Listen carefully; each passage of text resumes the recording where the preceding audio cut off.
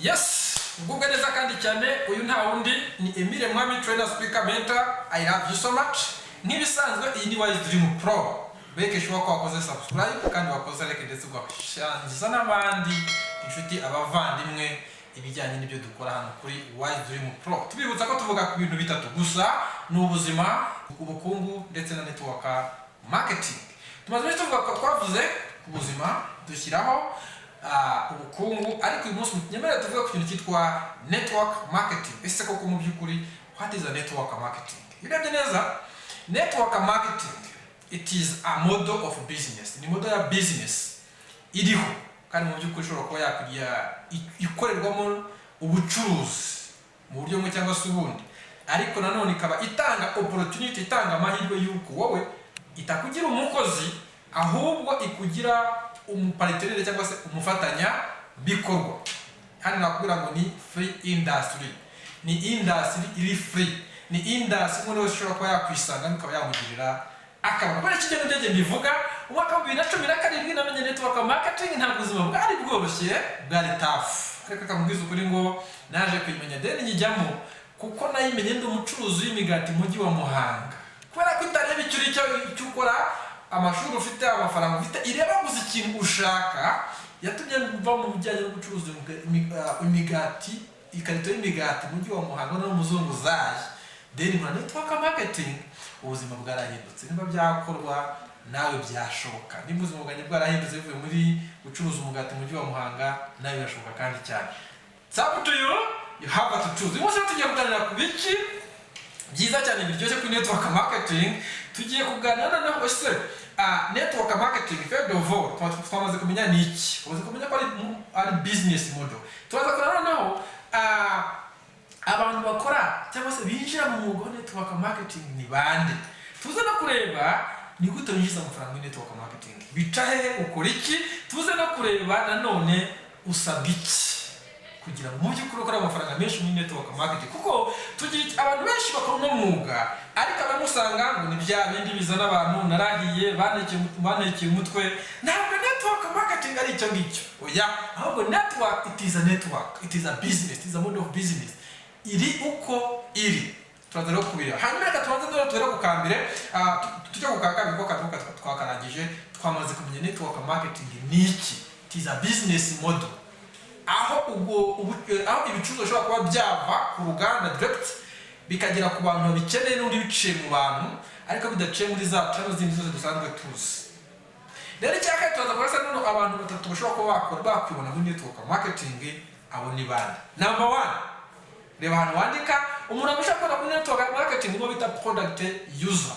Kubera ko network marketing companies cyangwa se ubucuruzi ni zimwe muri companies ziba zifite product ziri serious, product zikora, product mu by'ukuri zifasha ubuzima bw'abantu cyangwa se service runaka, ariko iba ari service nziza ifatika iremereye, ari product nziza ifatika iremereye. Ubwo ushobora kwinjira ngo ukeneye product zo kwikoreshereza gusa. Number 2, ushobora kwinjiramo kubera ko ukeneye gucuruza product za company, product seller. Uno umuntu wakabiri ushobora kwinjira muri network marketing. Kubera ko company uvango akenshi aba ari busy, ntabwo akora marketing, ntabwo ushobora kujyana ngo agiye gucuruza. Nibyo aba busy no kugira gute no gukora product nziza. Ushobora kwinjira muri network marketing kumaze gushima product kugira ngo ujye uzicuruza uhereza abantu bitewe n'uburyo kizikora, ubuzima bw'abantu bukagenda neza, cyangwa se bitewe iki nuko bafite service nziza ifasha ubuzima bw'abantu. Uno umuntu wa kabiri. Wa gatatu no bita business builder. Ushaka kwinjira muri network marketing company kubera ko ushaka kubaka business. Ushaka kubaka business. Nuvango no muntu waka business, nuvango aba product abazikoresha, abacuruza product, ikindi atumira inshuti ze n'abavandimwe be bakaza kumufasha kubaka ya business. Uyu muntu niwe uraza gukora ikindi kintu turaza gusanga hasi cya kangahe, cya gatatu. Icyo cya gatatu ubu ushobora kwinjiza amafaranga muri network marketing. Uyu muntu ni winjiza amafaranga menshi muri network marketing. Reka tubona none gute how to earn money in network marketing. Ni gute twinjiza amafaranga muri network marketing. Number 1 ni cya gatatu cyo ngicyo turaza kuvugaho. Number 1, kugira ngo winjize amafaranga menshi muri network marketing, cyangwa ngo winjize amafaranga muri network marketing, no kushobora gucuruza product za company, icyo bita personal sales. nuvuga ngo gucuruza produit za company nimba utiyemeje utarebye gucuruza product za company nuvuga ngo kimwe mu byakwinjiza amafaranga muri network marketing wakibuze. Rero wowe ushobora kuba ukeneye gukora network marketing, rero wowe ushobora kuba uri muri network marketing, nuvuga ikintu kizaguha amafaranga cyambere muri iyi business waba uyitangiye waba uyirimo cyambere nuko hari produit za company zagurishwa nawe ubwawe. Icyo ni icyambere. Cya kabiri, recruiting cyangwa se kuzana izindi nshuti n'abavandimwe bakaza kumenya kumva ibyo ufite muri ya company ifite, kubera ko byanze bikunze umuntu uzinjira amazagura product nawe ushobora kuyinjizamo amafaranga. Iki nanone iyo umaze kurikura cyangwa gufasha umuntu kuza kwinjira muri business muri company akamunyamuryango akamupartner cyangwa akamufatanyabikorwa nawe umwigisha kubikora. Ati ikintu cya gatatu cyitwa management cyangwa se training. Muri management haraza iki? Haraza training. Muri management haraza kumenya icyo umuntu akeneye, kumuhereza amahugurwa, kumuba hafi, ukamwegera ukamwereka uko umurongo umeze, ukamwigisha gukora nk'ibyo ukora cyangwa se nk'ibyo wakoze, ukamwigisha gucuruza product, ukamwigisha recruitinga, nawe ukamwigisha kwigisha abandi gukora nk'ibyo ukora. Niba ushaka gukora umwuga network marketing, icyo kintu cya gatatu tuvuze mu buryo kwinjiza amafaranga muri network marketing mu buryo tugomba kucyitaho. Then nicyo usabwa kugira ngo mu by'ukuri winjize amafaranga menshi muri network marketing. Ikintu usabwa kugira ngo winjize amafaranga menshi muri network marketing, birashoboka ko umuntu uri gukora network marketing, birashoboka ko umuntu ukeneye ikintu cyo gukora kwinjiza amafaranga meza kandi cyane, ariko waba ujishimira kwinjira muri network marketing kubera ko utazi ikintu usabwa. Ngiye kubwira ibindi bintu byibuze bitatu usabwa kugira ngo uzinjize amafaranga menshi muri network marketing. Yego, niba ikintu cya mbere usabwa ni iki ngiki, urasabwa kugira ubumenyi muri network marketing. Muri network marketing uyu mwuga dukora uri fair kubera ko ufite ubumenyi buke cyane. Ushobora kuba wagira gute uramutse ubufite uzakora kwinjiza amafaranga menshi kandi cyane. Ubumenyi bwa mbere cyangwa muri network marketing ni ubu ngubu ukeneye kumenya icyo bita prospecting cyangwa se kunguka inshuti zizavamo abakiriya mu gihe kizaza. Umunsi ku munsi ahantu ugenda, ahantu wicaye, ahantu ukorera, abantu mwiganye, ahantu hose hari abantu ushobora kuba mwakora network marketing, ushobora mwakora na business, ushobora kuba afite ikintu bakeneye mu by'ukuri bafasha guhindura ubuzima bw'umuntu cyangwa se ubundi. Rero ubumenyi bugomba kugira ni ukumenya kugira gute kunguka inshuti umunsi ku munsi. Tuzabigarukaho mu kiganiro cyacu cy'ubutaha. Icya kabiri, ubumenyi bwa kabiri ugomba kugira ni ubumenyi bwo gutumira abandi, kubatumira, invitation. Iyo ufite ubukwe uratumira, utumira gute? The same way network marketing muri business, kushaka kugira ngo ufashe abantu guhindura ubuzima bwabo, ubereke ibyo ufite, urabanza umenye no kugira gute no kubatumira. Nabyo biri mu bumenyi nabwo tuzareba mu minsi yacu izaza. Icya gatatu ni ugukora kubereka neza ibyo ufite. Unguze inshuti, wamenya kuzitumira, menya kwereka neza inshuti zawe ibyo ufite nicyo byabafasha. Presentation. Icya kane, ugomba kumenya gukomeza gukurikirana wa muntu wamaze kwiga, icyo bita follow up.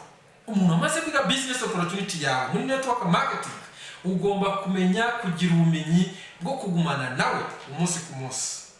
Icya gatanu, ni ukuvuga ngo umuntu kumenya kumusubiza ibibazo byose afite, mu ndimi z'amahanga byita closing. Icya gatandatu, umuntu watangiye business ya network marketing aba afite byinshi muri we, aba afite confusion, ndakora iki, ndakorera he, aba akeneye kugayidingwa, agahabwa expectation za nyazo zirizo. Icya karindwi, ugomba kumenya gutegura ama event ndetse no kuyitabira. Ushobora kwitabira gutegura amahugurwa, kwitabira amahugurwa, ibyo muri ubu ubumenyi bwo kongera gutuma ko ufite kumenya kwitabira amahugurwa, kumenya gutegura amahugurwa kugira ngo uhuze abantu bawe baze ndetse n'abantu bashaka kugira ngo binjire muzakorane bagire icyizere cy'ibyo ukora. Ibyo byaba biri mu kintu cya mbere ku kintu cya kane twavuze, mu byo ukeneye kugira mu by'ukuri winjiza amafaranga menshi. Twaba tumaze kubona ko icya mbere ari kugira ubumenyi, nayo imaze kwereka neza icyo ubumenyi ukeneye ni ubuhe. Ni ubwo ngubwo ni ubumenyi burindwi. Ni butanu wongeyeho kabiri ni karindwi, ntabwo ari 70, ni burindwi gusa. Numenya neza network marketing izaguha amafaranga menshi kandi cyane. So mu biganiro byacu bitaha tuzagenda dushyiramo ubumenyi kuri prospecting, ikorwa gute, inviting, bira byose tuzagenda bikamo ko tugafata tumenya ni gute gakorwa. Icyo nabwira ni kimwe, kora subscribe, kora like, ariko nanone ubwire inshuti yawe umuvandimwe nako n'ibyo wakoze kugira ngo ibintu byacu bizaca kuri Wise Dream Pro mu by'ukuri ugira gute ubashe kubikurikira 5 kuri 5 ntugire na kimwe ucike icyaga. Hanyuma icya kabiri usabwa kugira ngo mu by'ukuri ubashe kwinjiza amafaranga menshi muri network marketing, urasabwa gukora kandi cyane. Aha ngaha bihageze abantu benshi bagira gute, bagira ubwoba, bamwe babivamo abandi barabireka, abandi batangira kugira gute, batangira kureba hirya. Nagira ngo ubwize ukuri ngo niba ugiye gutangira network marketing ugomba kwitegura gukora kandi cyane. Harimo akazi, harimo prospecting, harimo gukora gutumira, harimo gukora presentation, harimo gukora follow up twamaze kubona, harimo gukora closing, harimo gufasha team yawe kuyigisha, kuyigayidiga, harimo akazi. It is not a joke.